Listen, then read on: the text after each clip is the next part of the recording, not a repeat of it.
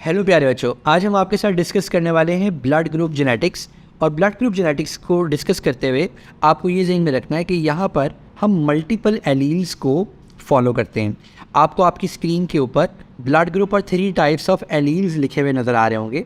हमारे पास blood group के जो एलील्स हैं, ये टॉपिक चूँकि मैंने आपको बताया कि हम इसके लिए वर्ड यूज़ करते हैं मल्टीपल एलील्स, क्योंकि यहाँ पर सिर्फ 2 एलील्स नहीं है जिनका हम रिलेशन डिस्कस करें।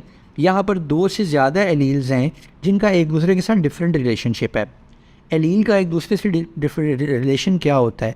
या एलील डोमिनेट करता है या एलील डोमिनेट होता है, या 2 एलील मिलके अपना कंबाइंड इफेक्ट दे देते हैं, या 2 एलील मिलके अपना पूरा को डोमिनेंट इफेक्ट देते हैं। तो हमारे पास जो 3 टाइप के एलील्स हैं उसमें हमारे पास आता है IA, दूसरे नंबर पर हमारे पास आता है IB, और तीसरे नंबर पर हमारे पास आता है IO। अब आपको इनके रिलेशनशिप्स जानना होगा कि इनका आपस में एक दूसरे के साथ रिलेशन क्या होता है। आपको ये जानना होगा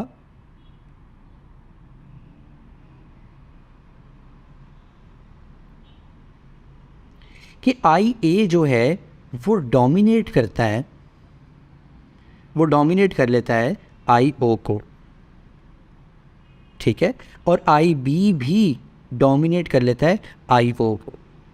और IO जो है वो एक रिसेसिव एलील है, यानी O जब A के साथ आएगा तो A कहलाएगा, A उसको डोमिनेट कर लेगा। O जब B के साथ आएगा तो वो डोमिनेट कर लेगा।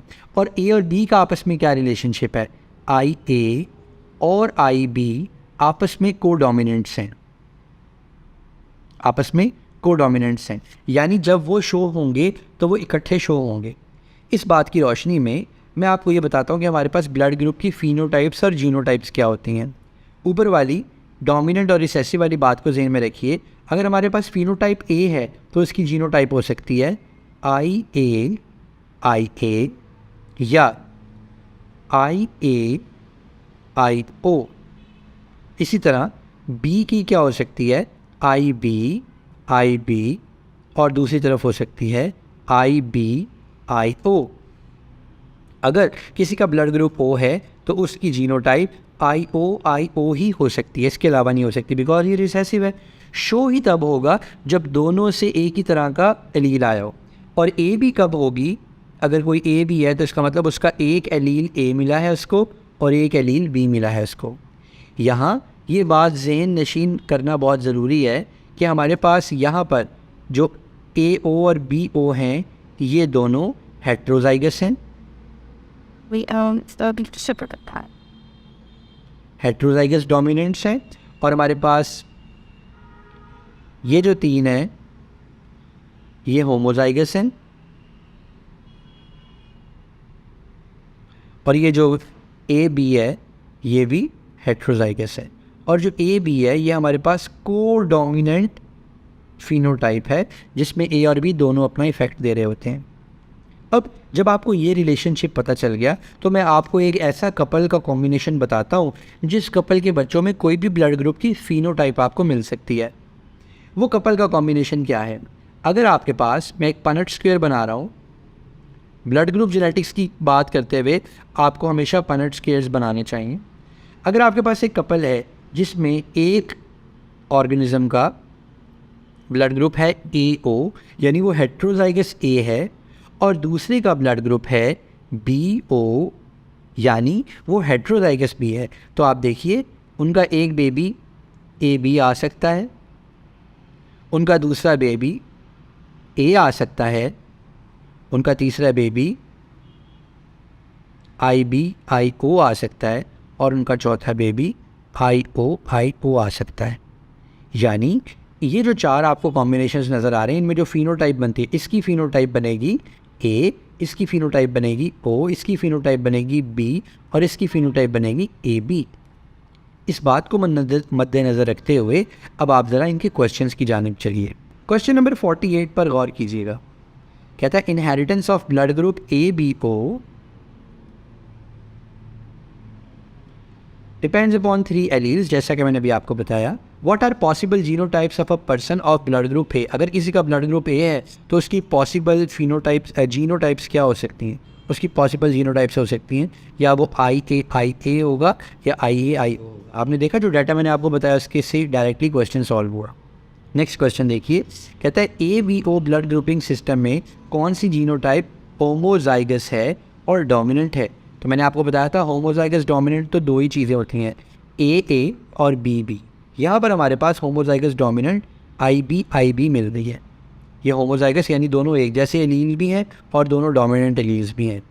अब इस केस में अगर मैं इस क्वेश्चन से ही आपको डाटा समझाने लगूँ, अगर ऑप्शन डी आंसर होता तो इसके लिए हम स्टेटमेंट में क्या चेंज करते, हम इसमें होमोजाइगस रिसेसिव बोलते। अगर हम बोलते होमोजाइगस रिसेसिव कौन सी ऑप्शन है तो फिर हम डी ऑप्शन को करेक्ट कहते।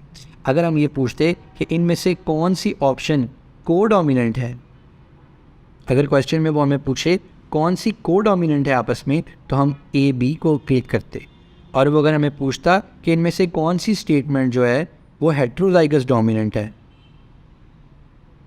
हेट्रोजाइगस डोमिनेंट है, तो फिर हम कहते कि वो AO है। ये हेट्रोजाइगस भी है और A डोमिनेंट भी है। तो आपने देखा कि कैसे एक मल्टीपल चॉइस क्वेश्चन से आपने 3-4 मल्टीपल चॉइस क्वेश्चंस का डाटा सीख लिया। तो इसका आंसर हमारे पास था। कहता है इन inheritance of blood groups in humans the MN system is controlled by a single gene. ये जो MN सिस्टम है ये कोई सिंगल जीन कंट्रोल कर रहा है। The gene has 2 alleles M and N that are codominant. अच्छा जी, कोडोमिनेंट है, जब आएंगे तो दोनों इकट्ठे ही आएंगे। The offspring of the parents were 2 boys of blood group MN and M and the girl of blood group N। अच्छा, एक बॉय का ब्लड ग्रुप आया MN, एक बॉय का ब्लड ग्रुप आया M और एक लड़की का ब्लड ग्रुप आ गया N। कहते हैं what are the possible genotypes of the parents. Parents की पॉसिबल जीनोटाइप्स क्या हो सकती हैं। सो पेरेंट्स की जो पॉसिबल जीनोटाइप्स इस केस में हो सकती हैं वो हमारे पास ऑप्शन बी है। ऑप्शन बी कैसे हो सकती है, इसका पनट स्क्वायर ड्रॉ कर लेते हैं।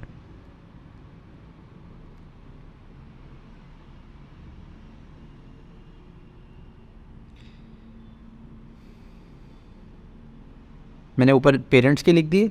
अब देखो यहाँ M और M मिले फिनोटाइप MN, यहाँ M और N मिले फिनोटाइप MN है, यहाँ N और M मिले फिनोटाइप MN है और यहाँ N और N मिले फिनोटाइप N। यानी N बच्चा भी हो सकता है, MN बच्चा भी हो सकता है और M बच्चा भी हो सकता है। और ऊपर उन्होंने यही बोला, उन्होंने कहा कि एक MN बच्चा है और एक M है और एक लड़की है जिसका ब्लड ग्रुप N है। और ये तीनों चीज़ें देखो आपको यहाँ इस स्क्वायर में मिल रही हैं, राइट। सो ये हमारे पास सिचुएशन जस्टिफाई हो जाती है। कहते हैं the diagram shows, question number 51 देखिएगा। कहते हैं diagram shows the blood group phenotypes of some members of a family which member of the F1 generation must be heterozygous with a codominant alleles. Heterozygous और codominant AB पूछ रहा है इनमें से कौन से होंगे। अगर इसका ब्लड ग्रुप O है, इसका O है, तो इसका ब्लड ग्रुप तो O ही होगा, ठीक है दी F1 जनरेशन। अच्छा, यहाँ पर क्या आया हमारे पास, यहाँ पर देखो इस O वाले का B के साथ अगर शादी होती है और हमारे पास ब्लड ग्रुप B में D भी आ रहा है, A भी आ रहा है, तो अगर एक तरफ ब्लड ग्रुप O हो तो हम क्या कॉम्बिनेशन बनाएं कि बच्चों में हमारे पास A भी आ रहा और B भी आ रहा हो, तो डेफिनेटली हमें यहाँ पे A भी बनाना पड़ेगा। ये इसके साथ मिला A आ गया, ये इसके साथ मिला B आ गया, ये इसके साथ मिला A आ गया, ये इसके साथ मिला B आ गया, तो डेफिनेटली हमारे पास इसका सीधा सीधा आंसर B ही बन रहा है। ज़रा चेक कर लेते हैं C और D क्यों नहीं। देखो D के अंदर एक ब्लड ग्रुप O आ गया, ठीक है, और इधर ब्लड ग्रुप A आ गया।